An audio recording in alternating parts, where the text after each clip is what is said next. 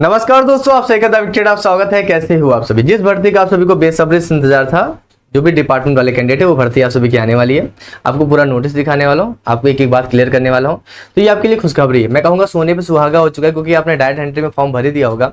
अब उसके बाद आपको एलडीसी में भी मौका मिल रहा है, तो बढ़िया है। इस वीडियो को आप शेयर कर देना, जितने भी आपके डिपार्टमेंट के कैंडिडेट होंगे उनके पास शेयर कर देना, ताकि सब जगह अवेयरनेस फैल जाए और सभी अपनी तैयारी में लग जाए। ठीक है, यहाँ पर डिपार्टमेंट वैकेंसी तो डायरेक्ट वालों से कोई मतलब है नहीं। और आपको पता है कि हेड कांस्टेबल मिनिस्ट्रियल क्या होता है, सिविलियन को शायद ना पता हो, मगर आपको तो जरूर पता होगा। तो इस बार जान लगानी है अपना कैडर चेंज करने के लिए। ठीक है, चलते हैं वीडियो को स्टार्ट करते हैं। आप सभी को बता देते हैं। देखिए, 29 तारीख को बर्थडे हमारा। अभी एप्लीकेशन पे ऑफर चल रहा है, 21 जुलाई से लेकर 29 जुलाई तक ऑफर है। 40% डिस्काउंट चल रहा है, जहां पर आपको हमारा जो हमारा बैच है आप सभी को कितने का मिल जाएगा। यहाँ पर हमारा 499 का जो बैच है वो आप सभी को 299 में मिल जाएगा। ठीक है, तो ये ऑफर आप सभी के लिए चल रहा है। तो 299 में अभी अगर आप बैच लेना चाहते हो तो ले सकते हो, क्योंकि अभी मैं आपको जो नोटिस दिखाने वाला हूँ उसके बाद बहुत सारी चीजें क्लियर हो जाएंगी। आप सभी की बहुत बड़े बड़े बदलाव हुए हैं। ये आप सभी को नोटिस दिख रहा होगा, मैं नोटिस से दिखा देता हूँ। ये नोटिस आप सभी को पता है कि ITBP से आया हुआ है। ठीक है, और ये नोटिस कल ही आ गया था मेरे पास, मगर मैंने सोचा जब अच्छे से वीडियो बनाओ इसके बारे में और पता कर लेता हूँ।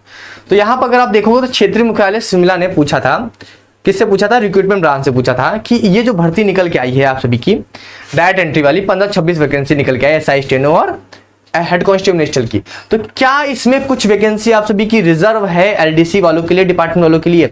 ऐसा सवाल, क्योंकि हर बार वैकेंसी आती है तो इसमें रिजर्वेशन होता है। जैसे एक्स सर्विसमैन का रिजर्वेशन 10% होता है, वैसे क्या LDC की वैकेंसी का रिजर्वेशन है? तो इसमें भर्ती बोर्ड ने ये रिप्लाई किया है कि उपरोक्त मामलों में सीमा सुरक्षा बल द्वारा 1526 रिक्तियों के लिए 9/6 से जो 8 तारीख तक जो निकला था फॉर्म, उसमें आवेदन मांगे हैं। वह सिर्फ केवल डायरेक्ट एंट्री है, यानी 1526 वाली वैकेंसी जो डायरेक्ट एंट्री की है, उसमें आपसे कोई मतलब नहीं है, कोई भी डिपार्टमेंट की वैकेंसी उसमें नहीं है आप सभी के। ठीक है, यहाँ पर LD की भर्ती यानी लिमिटेड डिपार्टमेंटल कॉम्पिटिटिव एग्जामिनेशन, यानी कि जो आपकी डिपार्टमेंट वाली भर्ती है उसकी जो रिक्तियां हैं, जो उसकी वैकेंसी हैं और जो उसका नोटिफिकेशन होगा वो BSF द्वारा जल्द ही अलग से प्रकाशित किया जाएगा।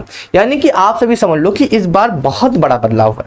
BSF की वैकेंसी अलग निकलती थी, CISF की अलग निकलती थी, CRPF की अलग, सबकी अलग निकलती थी ना डिपार्टमेंट की, क्योंकि सबका सिलेक्शन प्रोसेस अलग था।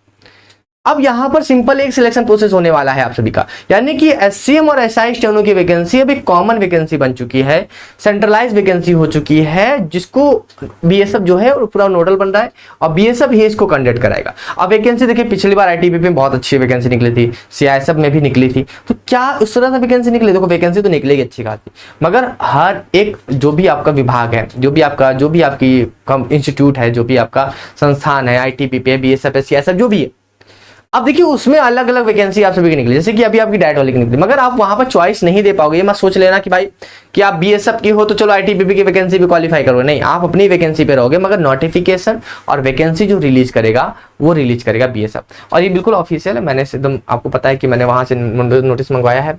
बोला गया, अतः अनुरोध है कि उक्त सूचना को सभी कर्मियों विभागीय परीक्षा की तैयारी कर रहे हैं को अवगत कराने की कृपा करें। यानी ये सर्कुलर हुआ है, पूरे ITBP में सर्कुलर हुआ है।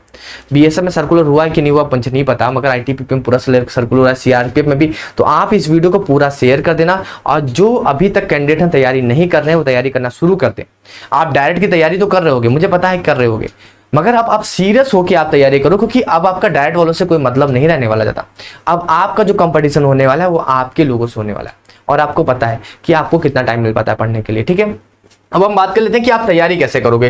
देखो, आप सभी को ऑफर मिल रहा है, ऑफर में बैच अभी आप जुड़ जाओ, वरना बाद में आपको जुड़ना ही पड़ेगा, क्योंकि हमारा प्लेटफॉर्म जो है वो सबसे ज्यादा सिलेक्शन दे रहा है डिपार्टमेंटल एग्जामिनेशन। ITBP में भी हमारे काफी सारे जो कर्मचारी थे वो सिलेक्ट हुए थे, जो थे अलग ट्रेड से थे, उसके बाद SCM के ट्रेड में आ चुके हैं।